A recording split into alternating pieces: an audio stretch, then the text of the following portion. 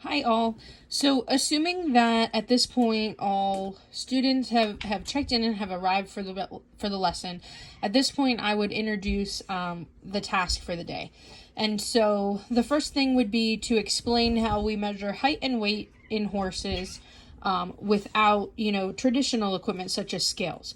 And so for this, I would use a demonstration with another horse, show them how to measure height, how to gather that information, and then how to measure weight.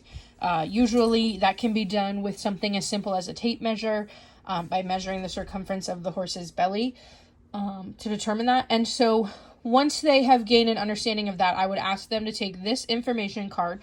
I would modify this and kind of change it into my own.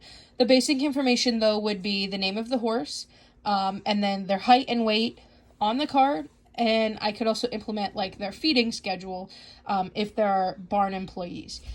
So at this point, I would give each student a card with their height and weight and the horse's name on it.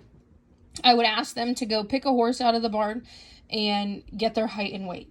A couple of things before this would happen would include, a standard safety check. So I would make sure that the students have closed-toed shoes, they're wearing helmets, just in case, the horse were to move or, God forbid, any injury could happen. And so I just want to make sure that they are protected any way possible. For this type of lesson, though, the horse, nobody needs to be mounted or anything like that. They can remain in their stall. I would definitely explain the use of halters and lead ropes should that be needed. If for some reason a horse isn't cooperating in a stall. Once the students return back with the card with the height and weight, at that point, I would compare it with my barn records to determine if, their estimate is on point, if they are correct. If it's not, I would definitely go back with the student and make sure that, they did it the correct way, or, if something needs changed in how they did it, we can reassess from there. The biggest thing with this is because this won't take an extended amount of time, the biggest thing is to get to know the students in your barn and have them get to know the horses in your barn.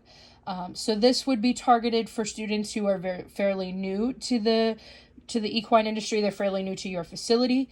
And so in doing that, as I mentioned, a couple things that we could do, to review this lesson after it's over, after all the information cards have been filled out. Now this would be the actual cards that go on their stall. And so it would be the name, their feeding schedule, turnout instructions, any notes, the owner if the horse is being boarded, and then their height and weight, just in case if the vet were need to come out, those numbers should be there, readily available so they can understand how to give medication almost immediately if that needs to happen. So to review, I would have the students help me fill out the entirety of the information card that I just mentioned, and then we would go around the barn and place it on the stall doors. And the reason for this lesson is really because horses, get changed around in the barn, constantly at facilities. You're switching where one horse is, and you're because you might need a foaling stall, you might need the stall for different reasons.